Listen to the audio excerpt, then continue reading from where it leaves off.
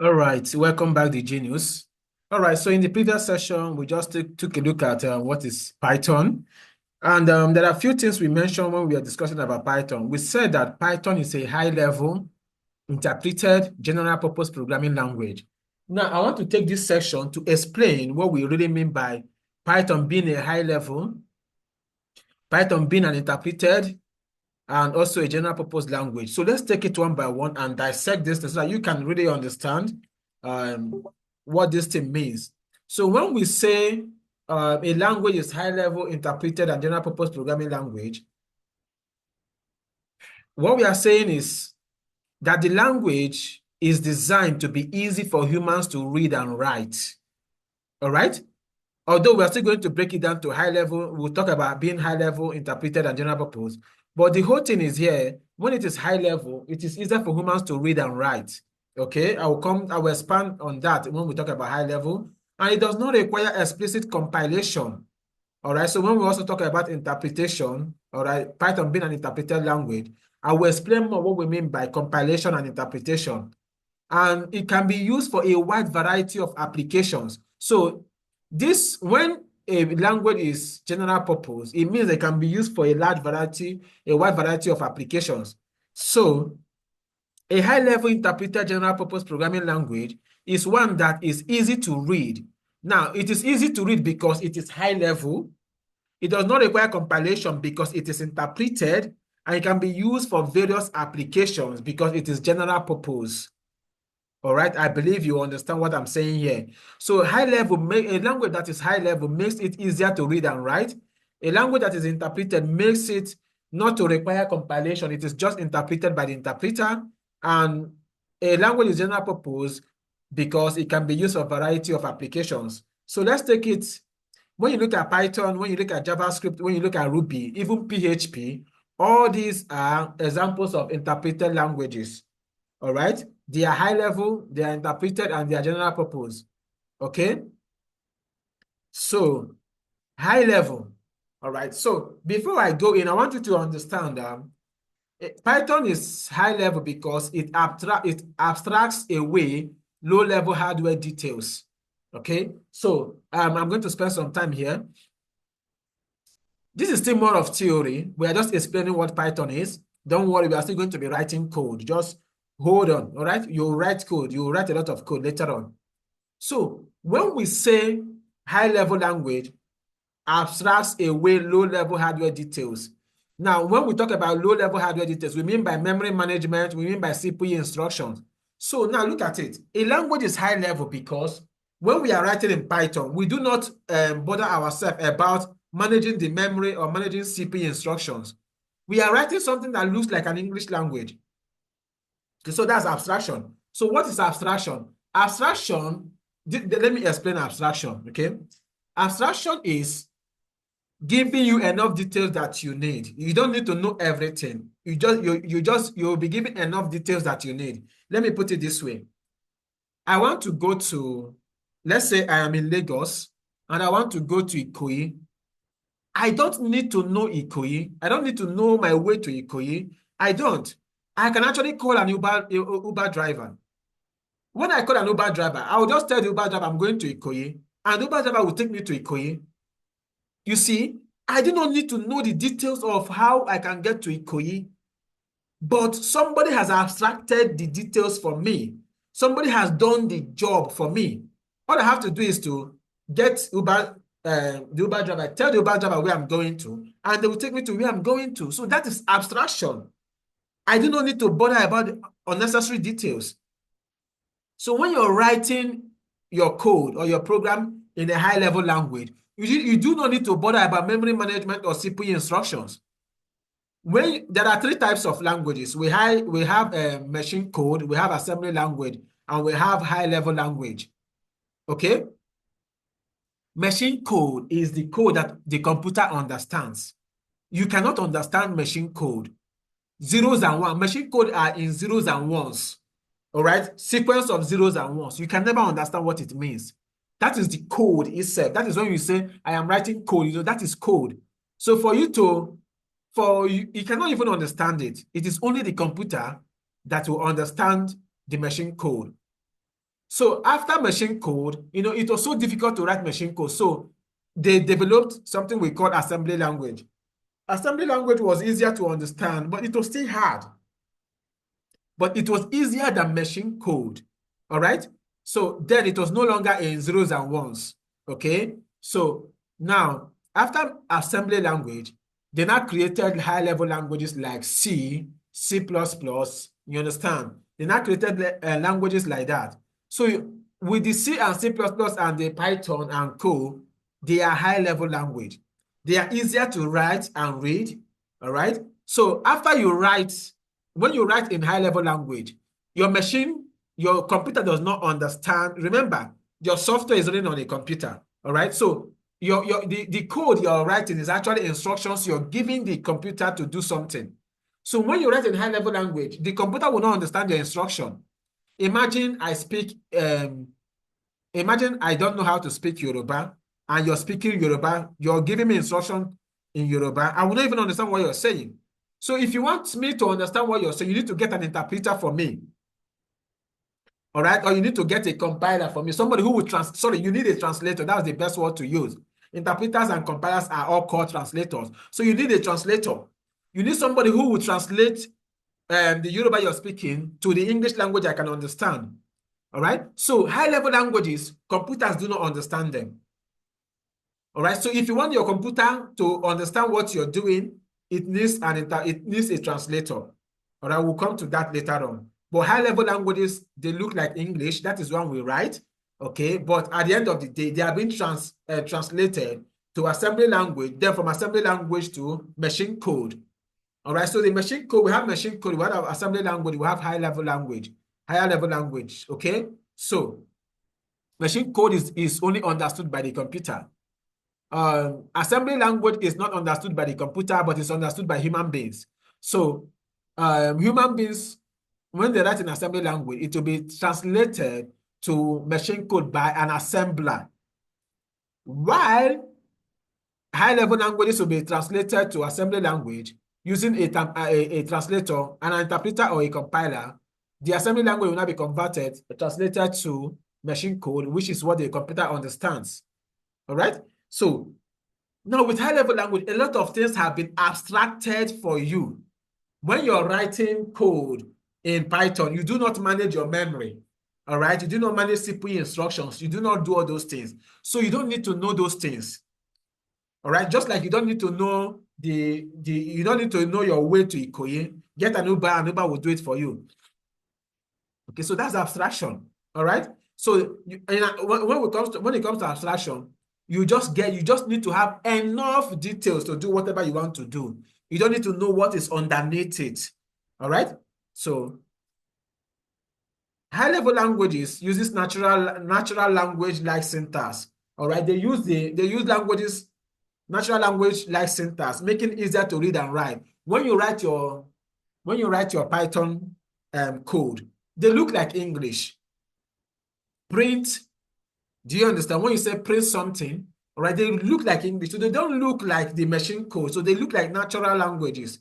Okay. Now, they also provide built-in data structures and functions to simplify development. This is another level of abstraction. You don't need to create everything by yourself. Data structures, don't worry, we'll still talk about data structures in the separate chapter, and functions. So, but these data structures and functions, there are common things that we do in computer programming when we are developing something. There are common things we do. So all these common things have been built into the language so that you can actually reuse them whenever you need. You don't need to reinvent the wheel. Okay? You can reuse these data structures and the functions they provide to simplify your development process. All right, so high-level language provides you abstraction. It abstracts a lot of things from away from low-level hardware details. You write your code in a natural language like syntax, making it easier to read and write. And you have built-in data structures and functions that you can use to simplify development. Okay? So examples are Python, JavaScript, Ruby, and PHP. All right, so look at this example. You can see we have this code, print hello world. This code is very simple, it's very readable, and it doesn't require memory management. The memory management is not done by you. First of all, this code looks like an English language. All right. All right. So it has abstracted a lot of things for you. Memory management, you're not going to manage the memory that this function is going to consume. And again, it has, we said, built-in data structures and functions. You can see this print function, all right, this print method, it has been created for you already by Python. So you don't need to go low level and try to create it yourself. It is there for you. Okay, so they have built-in functions and data structures. We write in natural language. What we write, the code we write looks like in natural languages and abstraction of low-level hardware details. You don't need to know low-level hardware details. And this is the reason why it is easier for you to successful here, even when you don't study computer science. All right, so when we talk about a language being interpreted, what do we mean? We mean that that language, when you write a code in something like Python, they will be executed line by line at runtime by an interpreter, rather than being compiled beforehand. All right, so let me explain what we mean by runtime. We say that your code will be executed line by line at runtime. So what do we mean by runtime? You know, let's take a look at the applications you have on your phone. When you have not opened it, it is not running. But when you click it to open it, once you're now using just like now, I believe you're using your browser. Okay, so right now your browser is at runtime because it is being used. All the programs, all the code that was written in this browser is working. So your browser is working. Okay, so let me show you. Let me do this example. Let me show you applications that are running on my system now. Okay, so I'll go to taskbar. All right, so in my taskbar, these are applications that are running. First of all, I'm using this WPS for my presentation. All right, so the two of them are running here, and the Zoom meeting, I'm using Zoom to record whatever I'm doing here. So you can see that these applications are running right now. You see, the task manager, I just opened this, so it's also running, and this is the details. This task manager is taking 3.0% of my CPU, 26.0 MB. All right, so these are the details. So these are all the applications that are running now. So this is at runtime. These applications are at runtime. All right, they are at runtime. I don't know if there's any other application that's not running here. Okay. Okay, so these applications, they are all at runtime. Okay, now let me show you what I mean. So all these people are at runtime. So let me show you. My Visual Studio Code is not running. I don't have Visual Studio Code running. But if I say, if I open this guy now, let me just open this folder in Visual Studio Code. You will see Visual Studio Code will pop up in that taskbar. So right now, since I'm opening this Visual Studio Code now, it is now running. But before I opened it, it was not running. So let's go back to our taskbar again. You will now see the Visual Studio Code. You can see it now. It wasn't here before. It wasn't here before. So they are all these applications now. They are at runtime. They are running. Okay. So I will just have to kill this and I'll go back to close my Visual Studio Code. All right. So this is what we mean by runtime and at runtime. This is when your code is running. That is when it is at runtime. So the code will be executed line by line by an interpreter rather than being compiled. So I have told you that whenever you write a program in high-level language, they are being translated to machine code. So we have two types of translators. We have interpreters and we have compilers. So interpreters, they interpret or they translate high-level languages that are interpreted language. Python, JavaScript, Ruby, and PHP, they are all interpreted languages. So they are not compiled. So they are interpreted, they are run on the go. Why compilation, C#, C++, Go programming language, they are all compiled beforehand. C# might be both of them, but for now, C++ and Go, they are all compiled beforehand. They are not interpreted. So they are not translated from Go or from C++ to machine code by an interpreter. They are translated by a compiler. So what is the difference between interpretation and compilation? Let me give you this example. Remember, both of them, what they do is translation. Okay, that's what they do. Let's assume I come to your village. I don't speak your language, and I'm trying to host a crusade. All right? I don't speak your language. So if I speak in English, all right, as the pastor, if I speak in English, you will not interpret it so that your people will hear what you said in your own language, in your own native language. All right. So on the crusade, on that day of the crusade, I am speaking, you're interpreting. I am speaking, you're interpreting. So we are doing this process on the fly. Okay. So the code is running and it is being interpreted on the fly. So I am talking, I am preaching, you are interpreting. Everybody is around. I am around, you are around, and the people we are preaching to, your villagers, they are all around at the same spot, at the same time. So that is interpretation. But what if I am not going to be available? I can record myself in English language, then I will not give it to you. You will not interpret it and store it in a CD, on a CD. Then we now give your villagers that CD to go and play. So that is compilation. We have compiled it beforehand. All right, they are compiled beforehand. So whoever wants to now use that program can now use it. So you can see the difference between interpretation and compilation. An interpreter interprets on the fly, while a compiler already compiles the language to machine code, then whoever wants to use the program can now use it. All right? So in case you do not still get this thing, chat me up personally and let me explain more to you. Okay, so I don't want this video to be too long. All right? So they are slower than compiled languages. Okay? They are very, very slow. When it comes to interpreted languages are very, very slow. So when you want to, in the last video, in the last session, we showed you how the difference is. So if you want to build high-speed applications, Python is not to be considered. You consider languages like C, Rust, or C++. But it allows for quick testing and debugging. So that's the advantage. The disadvantage is that it is slower than compiled languages, but the advantage is that it allows for quick testing and debugging. So it is easier to test and debug.